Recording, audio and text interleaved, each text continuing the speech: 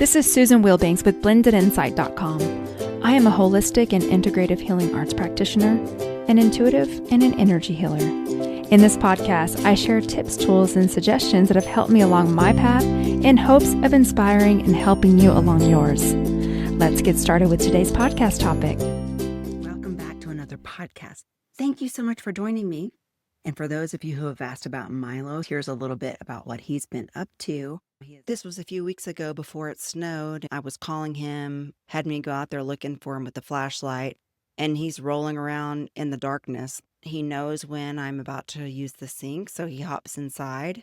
Here he is attacking me and biting the tops of my feet, which really hurts, and he loves doing it. Here's my older cat who's 12 years old, does not like him. He's double her size. She minds her own business, doesn't like to be picked up, doesn't like to be messed with.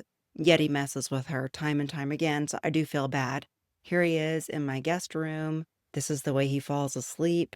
Here he is in my healing room, enjoying the vibes. When I want to fold clothes, he makes sure to lay on top of the clothes.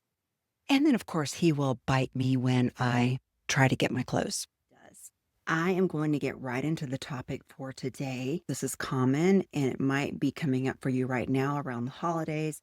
Figuring out what you're going to say yes to, what you're going to say no to, and also at the end of this 9-year, is it intuition or is it emotional avoidance? When we are trying new things, especially if it's something that we haven't done before or we're uncomfortable doing or something we don't want to do, that inner no can get confused with your intuition when it's actually emotional avoidance. So I want to talk about how to tell the difference when we're trying something that we don't like doing, but it's good for us. That's not intuition. That is our emotional avoidance. And there is a difference, because some people will say, well, I don't go to the gym because I just keep getting a no. That's not your intuition. That is your emotional body that you have to override. Intuition is fast, clean, and quiet.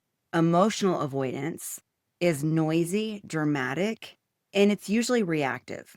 Those are the primary differences. Intuition doesn't have emotion tied to it. It's quick. It's consistent. Your energy will pull back. You won't have any fear about it. It will just be an inner no. And you don't really understand why usually, but it's like, that's a no. Even after the no, your body stays calm. You don't get worked up in your emotions. This is one of the main ways that I learned to tell the difference. When you're emotionally avoiding, often it's urgency, it's irritation, it's overthinking. It's a what if, a maybe. So there's a lot of mental chatter going on typically. And there's also a need to rationalize your decision. So if you have to call someone and talk about it or start to convince yourself why it is or is not a good idea, that's typically emotional avoidance. Emotional avoidance will come through a tight chest, clenched stomach, scattered energy. It isn't clear, concise, and calm the way intuition is.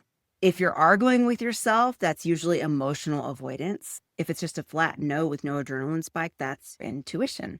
Intuition holds integrity while avoidance protects your comfort. So what I mean by that is when you are saying no to something, your values are usually around your intuition, your energy, your time, your self-respect, your boundaries, your standards. Whereas when we're avoiding discomfort, the unknowns, the vulnerability, the change, that is usually emotional avoidance because you're avoiding discomfort. So if saying yes would violate something that matters to you, that's usually your intuition.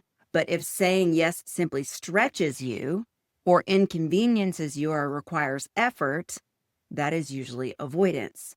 Your intuition will have a long track record where your avoidance has a short fuse. When you've ignored your intuition, things will start unraveling in recognizable ways. You'll start to feel like, oh, I knew I shouldn't have did this. I knew this early and I didn't listen. Whereas if you've pushed through avoidance before, oftentimes you end up, oh, I'm glad I gave this a chance.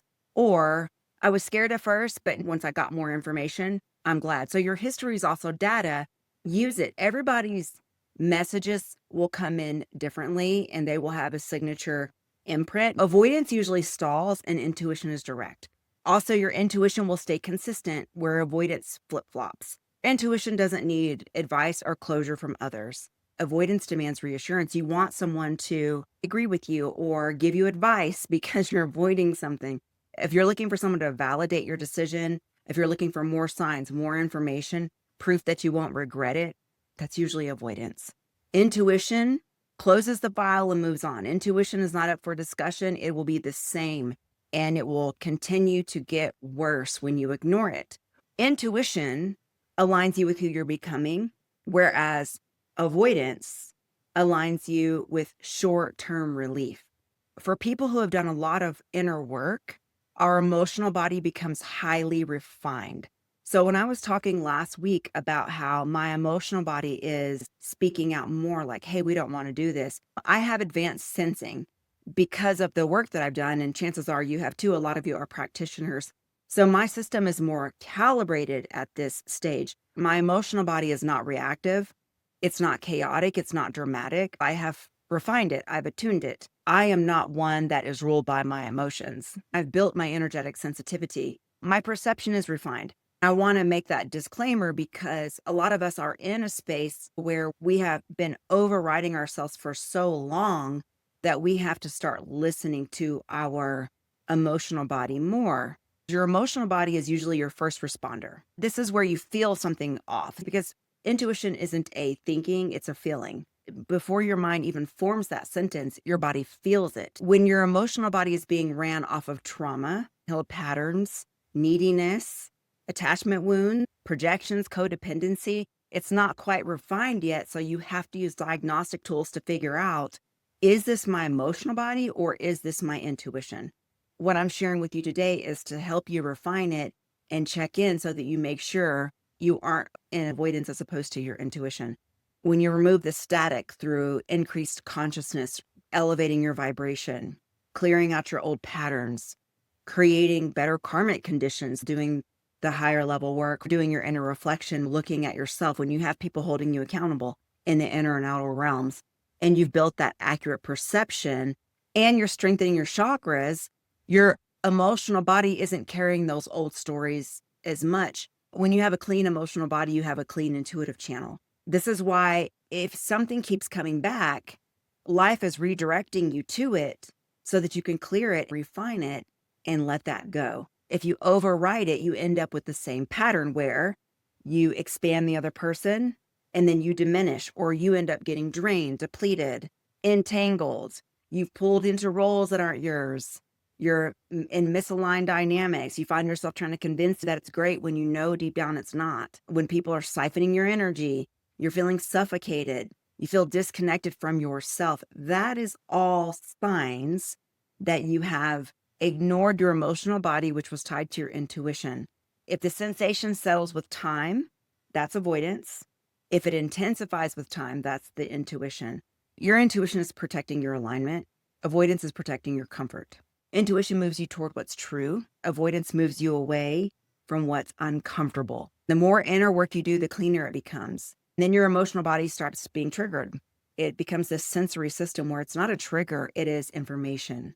Discernment is a skill, and it's a skill that is learned, practiced, and refined.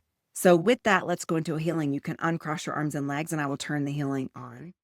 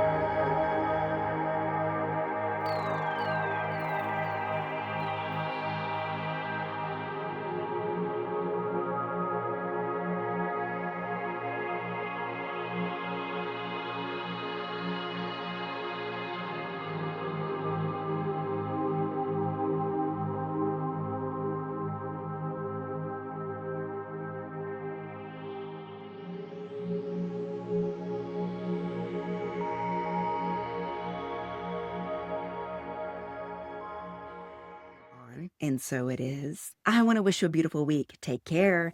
Bye-bye.